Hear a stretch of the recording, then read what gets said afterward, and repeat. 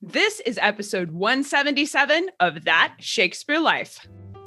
There is a complete lesson pack that goes along with our show today, including a history guide, worksheets, and lesson plan you can use to bring this show into your classroom. You can download a free worksheet from this pack that lets you practice your own 16th century shorthand at home right now from the show notes of today's episode. You can also get the entire lesson pack that includes all of the other resources for putting this into an official lesson plan for your classroom as a member of That Shakespeare Life. Join the membership today at CassidyCash.com/member. That's CassidyCash.com/member. Hi, I'm Lucy Skeeping, broadcaster, performer, and director of the City Waits. Another great method for studying the life of William Shakespeare includes listening to this. It's That Shakespeare Life with my friend Cassidy Cash.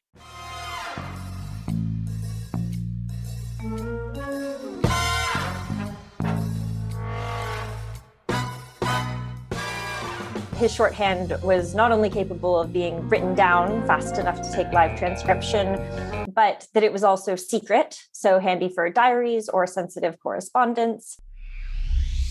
Welcome to That Shakespeare Life with Cassidy Cash. Cassidy believes that if you desire to successfully learn or perform Shakespeare's plays, then understanding the real life and history of William Shakespeare himself is a must. That Shakespeare Life is the podcast that helps you go beyond the curtain of some of Shakespeare's most iconic works and explore the world of early modern England as Shakespeare would have lived it, learning from the writers, historians, and performers who know it best. And now, here's Cassidy. When William Shakespeare was just 24 years old, a man named Timothy Bright would introduce a system of writing called charactery to England, setting off a wildfire of shorthand manuals, methods, and training where people were flocking to learn this new symbol-based system of writing that allowed the spoken word to be captured verbatim in real time. Notes and letters from philosophers and travelers in the late 16th and early 17th centuries remark that the fascination and mastery of shorthand was a skill seen internationally as uniquely something for the English language and specific to the British Isles. The skill was so popular in England that it would even travel across the Atlantic with the British colonists and find a place in the foundation of the New World, with the system of tachygraphy created in 1626 being used by American President Thomas Jefferson as late as the 18th century. While many of the surviving copies of shorthand we have today exist on Egan paper, we have extant records that indicate shorthand was also useful on wax tablets, writing tables, and even with the graphite pencil. Since these alternate writing materials are designed to be temporary, their existence is something we only know about today from references to them in other non-shorthand writings, like early modern plays, including Shakespeare's two references to charactery in Julius Caesar and Merry Wives of Windsor. Here today to help us explore the evolution of charactery and shorthand from newfangled idea to valuable career over the course of Shakespeare's lifetime is our guest and author of All the World Writes Shorthand, Kelly McCay. Kelly McCay is a graduate student in the history department at Harvard University. She received her undergraduate degree from Princeton in linguistics and started studying English shorthand systems during her Master of Philosophy in Early Modern History at St. John's College, Cambridge. Kelly's research is primarily focused on the history of ideas of language in early modern England, and her dissertation centers on conceptions of writing, language, and written language in that same context. Her recent article in Book History, titled All the World Writes Shorthand, The Phenomenon of Shorthand in 17th Century England, explores the evidence in printed books to trace the preponderance of shorthand and attitudes towards the art throughout the 17th century. Find out more about Kelly McCay and links to her work in the show notes for today's episode. Hello, Kelly. Welcome to the show. Hi, thank you so much for having me. Kelly writes that after Timothy Bright invented shorthand in 1588, several other inventors stepped up to add their own version of shorthand, with this general system of writing catching on very quickly. Kelly, what need was being met by the system of writing that allowed shorthand to be so popular so fast? Yeah, that is a great question to start with. And I'd answer it with sort of two prongs. I'd say that part of the answer is in what shorthand promised to do, and then the other half is what shorthand actually allowed you to do. So from the very beginning, the manuals in which shorthand was taught made really, really big promises. So Timothy Bright, whose manual, as you say, came out in 1588, said that his shorthand was not only capable of being written down fast enough to take live transcription, but that it was also secret, so handy for diaries or sensitive correspondence. And not only was it secret, it was also had the potential for universal communication, that anyone in the world, no matter their native language, could learn this system and use it to communicate with each other. And that's because Bright's system, unlike the 17th century systems that followed that were more phonetically based, Bright's system wasn't. It was not based on meaningful properties of English. It was just a system of signs that corresponded to a set of words. And there were many, many problems with that feature of Bright's writing system. The characters or the signs in which you denoted words had no relation to the meaning whatsoever. So it was quite a burden on the memory. So although the qualities of speed and secrecy and universal communication really resonated with a lot of people and made them very, very excited, there was a gap between what was promised and what was delivered. And so in a way, many of the manuals that follow are trying to sort of fill that gap and provide better systems of a shorthand or a secret or speedy writing. Sounds like most technology we have that comes out today. It takes a few iterations. Yeah, absolutely. When you look at 17th century shorthand manuscripts, the text is entirely illegible. Contrary to popular expectations, shorthand is not a series of abbreviations for standard English words. As you mentioned, it's not phonetic, and instead it forms its own language. Kelly, given the fact that visually an untrained person would be unable to read shorthand, what was the distinction between ciphers or coded messages and Timothy Bright's system of shorthand? Right. So that's a layered question. I should add at the get-go that the claim that shorthand constitutes its own linguistic medium is very much my own claim and not one that one will widely find in the literature. Not that there's much literature on the subject to begin with, but the distinction between a shorthand and a cipher is a complicated one because they have a lot in common. Shorthand, as I mentioned, is very associated with secrecy, and you can use shorthand in many cipher systems. But the fundamental difference is that an early modern cipher at its most bare bones and traditional is basically a substitution system. So you will write out a message and then you will go letter by letter and swap that letter for something else. So maybe you write A for B, B for C, C for D, and on and on and on. So the coded message looks like gibberish, but then if you have a key, you can convert that back to the original message. And the cipher is sort of an intermediary that's never itself meant to be read.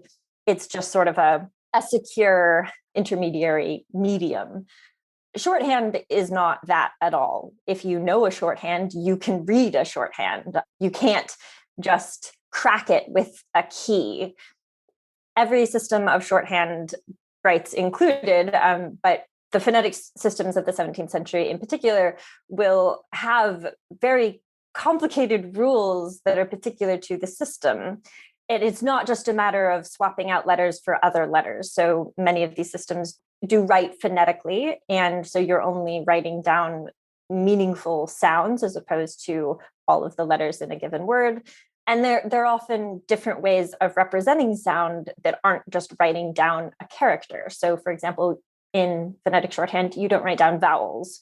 You can, but the more traditional way of writing them down is by representing or by writing a consonant in a particular place around the preceding consonant. So it's indicated by a positionality, not by a written sign. I guess in sum, the point is that a shorthand system is really just a different kind of writing that is operational in and of itself. It's not just a temporary conversion technique.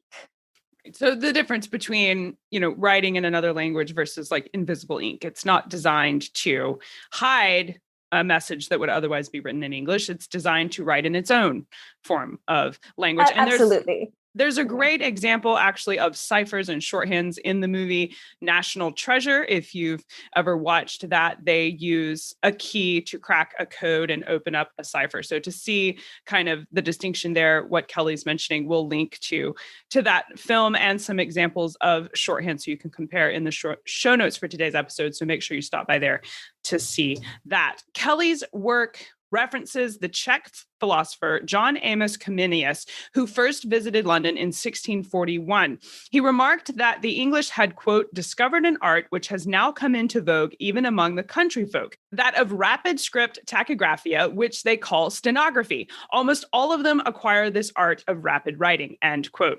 Kelly, Comenius's comments make it sound like stenography might have been uniquely English in reputation across Europe. Was this kind of shorthand popular in the 17th century outside of the British Isles, or was this art considered specifically British?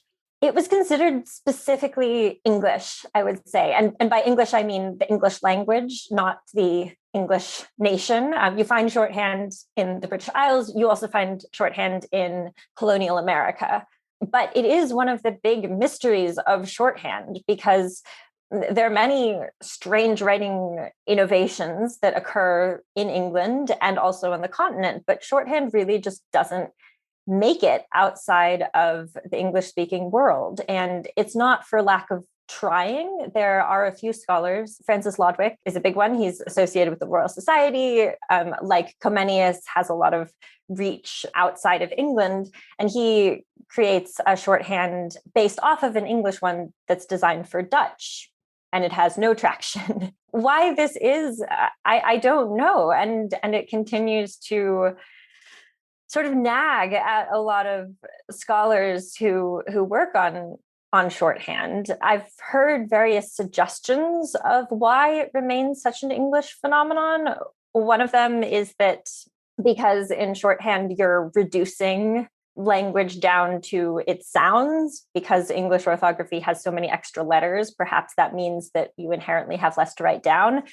That sounds convincing against an example of Italian, say, which is very phonetic, but I mean, French has tons of letters in its orthography that are not necessarily sounded in an efficient way, and shorthand doesn't take off there as well, although we know that various French writers knew of shorthand and described it as a specifically English phenomenon.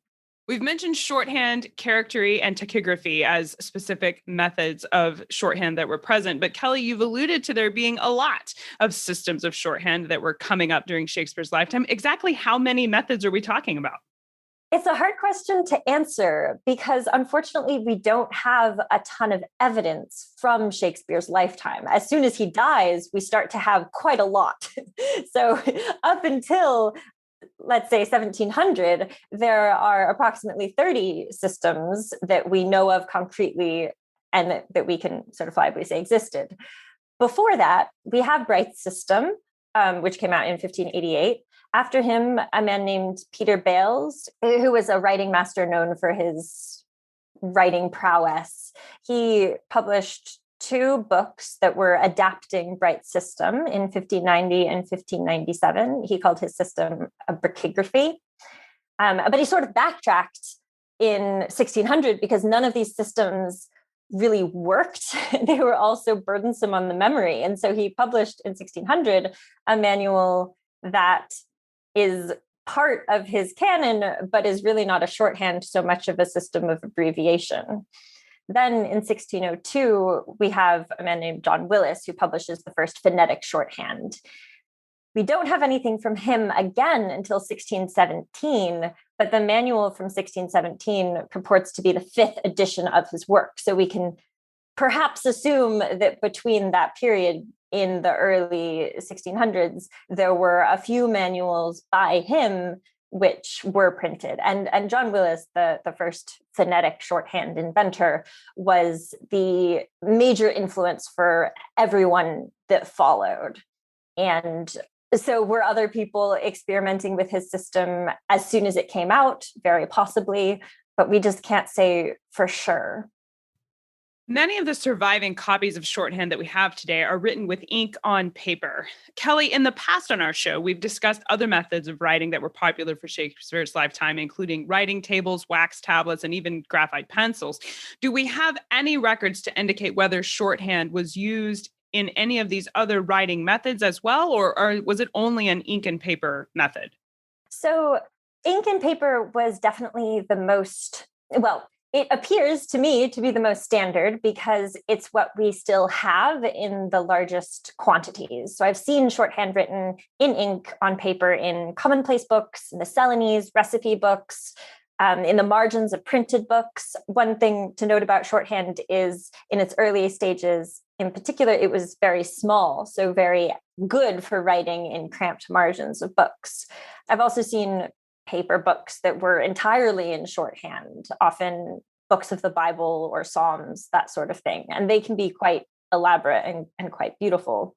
And then I've also seen shorthand written on paper that becomes waste paper. So notes that are repurposed as end papers in books, or in one case, the lining of a box. I've also seen shorthand written on parchment, usually not very nice quality parchment, sometimes very high quality parchment, but that because parchment is more expensive, you can assume that it would be a little bit less usual. I've seen it in pen, I've seen it in pencil, but for things like writing tables, wax tablets, I've never seen it, but I also wouldn't expect to. It makes a lot of sense to me that someone practicing shorthand or using it to take temporary notes would choose to use a temporary medium. But the challenge for historians then becomes a lack of material evidence. We can't know that something didn't happen just because we don't have a record of it, but nor can we claim with any confidence that it did happen. I might also add that shorthand manuals that describe or that provide suggestions on how you should practice shorthand will usually suggest paper. They'll describe making yourself a little quire and stitching it very simply, and then just carrying that around and having it on hand. But that does not mean that shorthand wasn't written on anything else. In her work, Kelly explains that one of the main ways to investigate the place of shorthand in Elizabethan society is by examining references to those methods of writing found in surviving manuscripts, which were not themselves examples of shorthand. For example, Shakespeare uses the word charactery in two of his plays, Julius Caesar and Merry Wives of Windsor. The context of those references tell us something about the place of charactery in Shakespeare's lifetime. Kelly, when you were exploring printed books to mine these references to shorthand found there, how many of those references were found in plays specifically? Right. So in the article that you're referring to, just to give a bit of context, I looked through the collection of early English books online, which is a great resource that has digitized and made text searchable about 92% of surviving titles printed in the British Isles and in British North America up until 1700. And I was looking for mentions of shorthand to try and piece together what it was in the public consciousness, how people talked about it, if they talked about it. And in total, I found about 2,000 cases where a word meaning shorthand, shorthand itself or one of its synonyms, was used. And those appeared in about 500 different titles. And of those, 27 were plays, which is a small percentage. It's, about 5 or 6% of the full corpus, but is pretty comparable to the number of plays that were published in proportion to other published materials. The vast majority of the references I found were in religious texts, but also the vast majority of printed materials were themselves religious. So I'd say that it was pretty proportional to the range of materials available. Was charactery the term used most commonly in England when Shakespeare was writing about it? I know today we call this method of writing collectively as shorthand, and it could mean any number of these specific methods. But was that term established for this method of writing in the early 1600s? No, that's a really important thing to be aware of. And when I was doing my text searches, I had to use lots of different synonyms because shorthand as a term wasn't actually used until 1638, I believe. So well after Shakespeare's life. when Shakespeare was writing, the terms used were charactery, as you said, also brachygraphy, which is the term that Peter Bales used, and stenography, which continues to be used today as the most technical term for what we call shorthand. Other terms to watch out for were, as you've mentioned before, tachygraphy.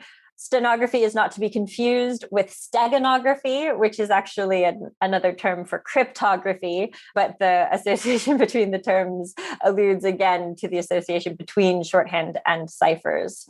The word charactery starts to wane in the 1620s, and shorthand really comes to the fore as the dominant term in the late 1630s. And by then, it becomes just the unmarked term to refer to all of the systems by many different inventors who call them many different names.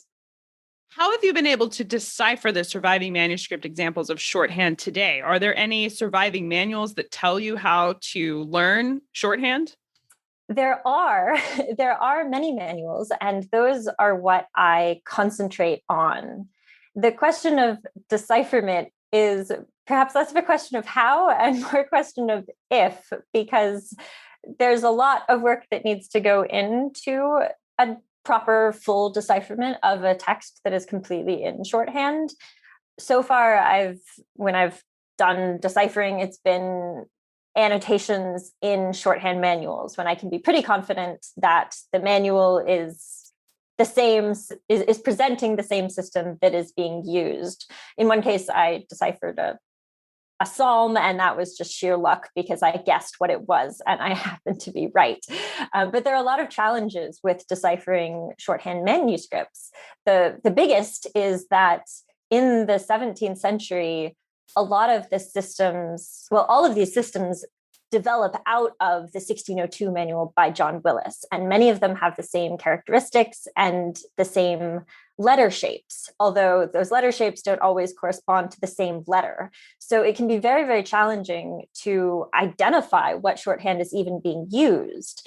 And if you do know, then you're faced with the second big problem, which is that shorthands are designed from the get-go to be very personalized. So if, say, you're a lawyer, you are encouraged in many of the manuals, not in all of them, but in the majority, to develop special abbreviations for legal terminology that you would need to use.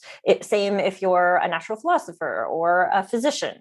Whatever words you need, the system is for you, and you're supposed to adapt it to your interests. And if you talk to people today who have learned shorthand in the past, they'll maintain that that's true of them too, that because the point is just to write fast and to write effectively, you should use whatever tools are available to you personally. And so any act of decipherment becomes less finding the manual and working from there, and more about figuring out how an individual uses the system and what quirks they themselves develop and use. Have you found in your research a consensus or perhaps a theme to indicate that shorthand was more popular in a particular sector of society than another, or was it being applied by everyone during Shakespeare's lifetime? So during Shakespeare's lifetime, it's hard to say. If we can use the full 17th century as a template, which is what I can speak to and to try to do, it is astonishing actually how widespread shorthand is.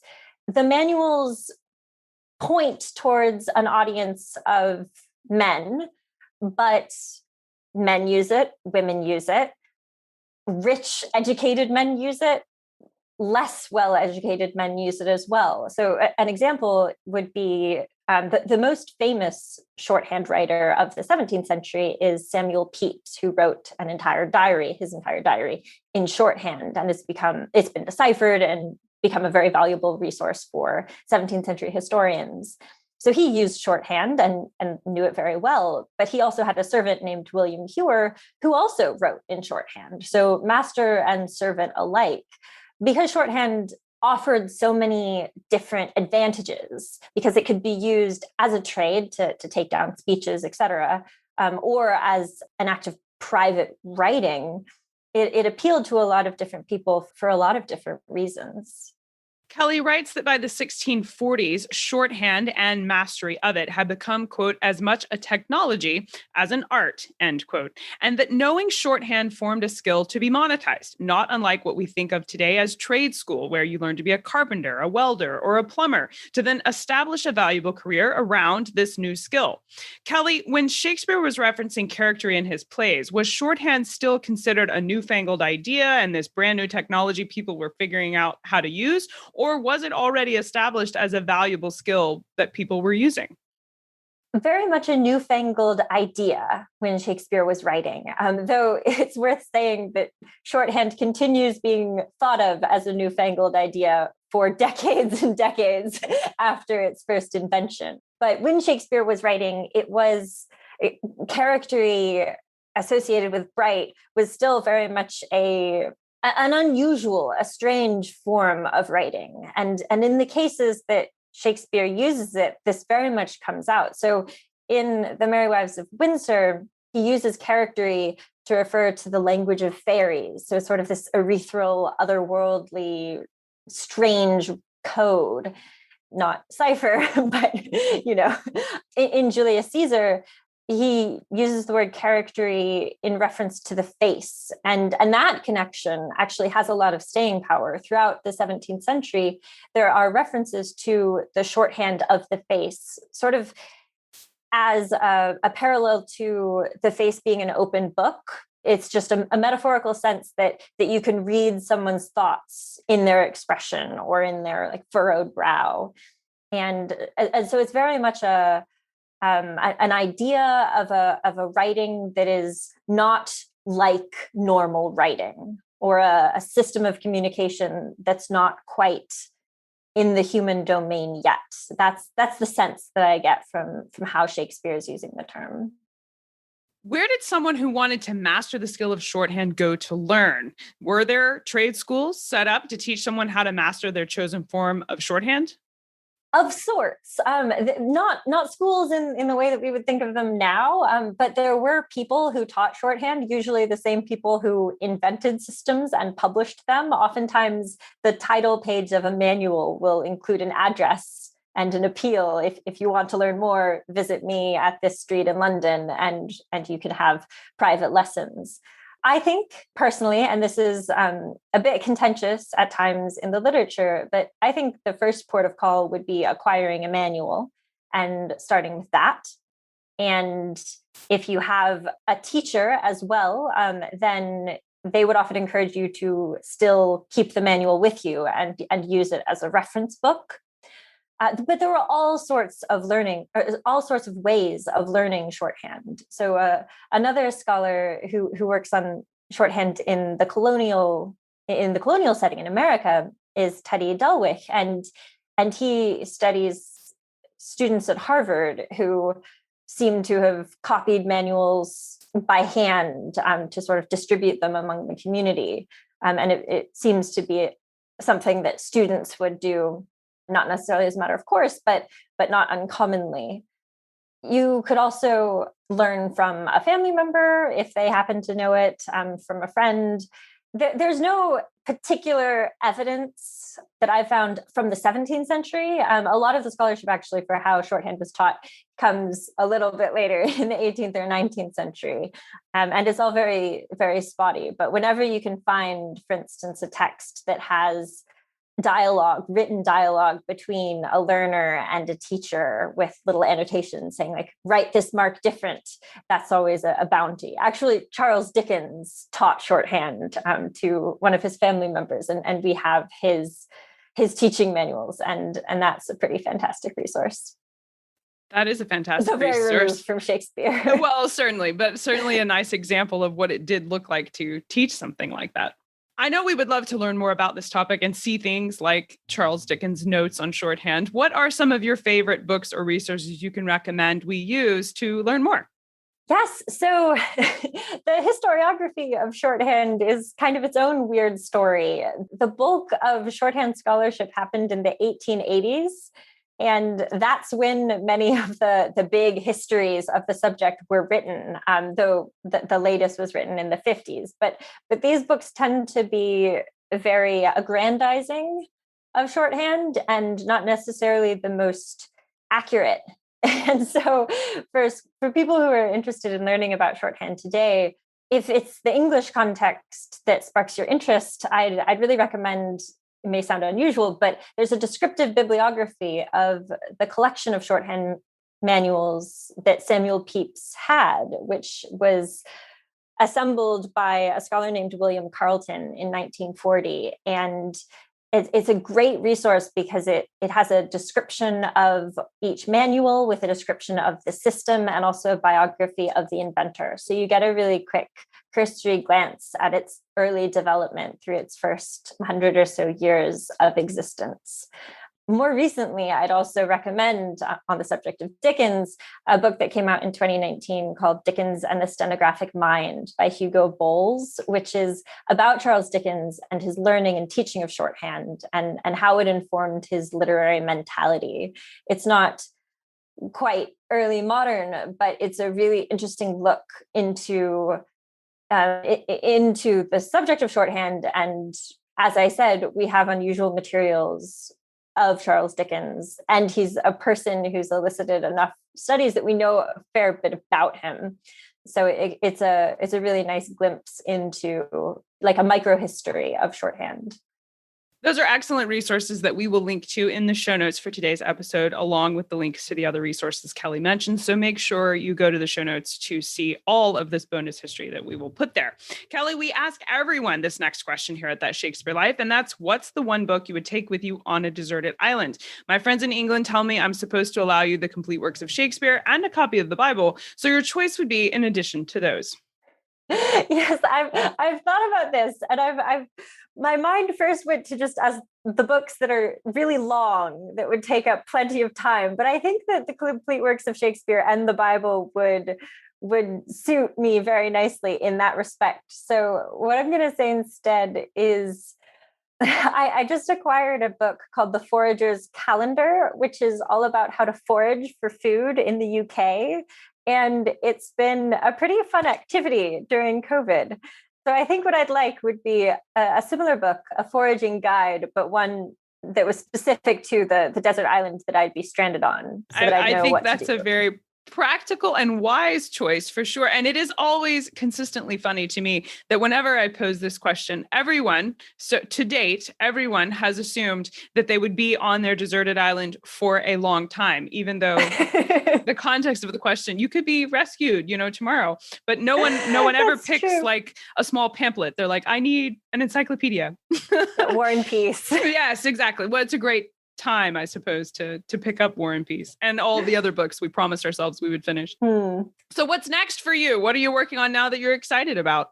Yeah, so I am about to embark on a full year of nothing but research, which I'm very, very excited about. I'm in the midst of my dissertation right now. So shorthand is a part of it, but in general, I'm studying strange writing systems invented in late 16th and 17th century England with an eye to linguistic conceptions that were held at the time. So I'm interested in how people are pushing the boundaries of language and playing with language and designing their own languages. So shorthand is a big part, but I'm also looking at spelling reform programs, universal languages for the deaf and mute. This is when gestural languages start to be a thing. So I'm not going to be writing for a little while, but I'm just going to be reading lots and lots of interesting pamphlets and manuscripts. That sounds like a great adventure and such fun to do, especially as that time period is when English itself was getting formalized and finding all of its definitions. So I know you'll enjoy diving into that. Thank you so much, Kelly McCay, for being here and taking us through the exciting history of shorthand during Shakespeare's lifetime. This has been a fun conversation. Thanks so much. We have packed a ton of extra history into the show notes for today's episode, including images and portraits and links to museum archives, so you can see and explore further the methods of Timothy Bright, and even links to Charles Dickens and his notes on teaching and learning shorthand, so you can get a glimpse at what exploring shorthand might have been like for Shakespeare. You can also connect with Kelly McCay and read more of her research at CassidyCash.com/episode 177. That's CassidyCash.com/EP177. If you're an educator of Shakespeare and early modern history who is looking for activities, worksheets, writing prompts, maps, diagrams, and other printable resources you can use to take the history you're learning about on the show today and easily incorporate not only the podcast, but all of these history resources into your lesson plans, then consider becoming a member at That Shakespeare Life. Members get unlimited access to our entire printable library of recipes, crafts, and games from Shakespeare's lifetime that you can do at home or in a classroom with your students. And you can print the worksheets, history guides, and other resources as many times as you need, no matter how many students you have in your classroom. There's also a free 35-week syllabus we send to new members that links to all of the content in our members area, so you can complete an entire year of Shakespeare history and Renaissance literature right at home. This is particularly designed to be useful for our homeschool families here at That Shakespeare Life. Find out more and join us today at CassidyCash.com/member. That's CassidyCash.com/member. That's it for this week. Thank you for being here. I'm Cassidy Cash, and I hope you learned something new about the Bard. I'll see you next week. Bye-bye. Thank you for listening to That Shakespeare Life. As always, the best conversations happen after the episode over at CassidyCash.com. Become a part of a vibrant Shakespeare conversation by adding your voice over at the website. Until next time, remember, when you want to know William Shakespeare, you have to go behind the curtain and into That Shakespeare Life.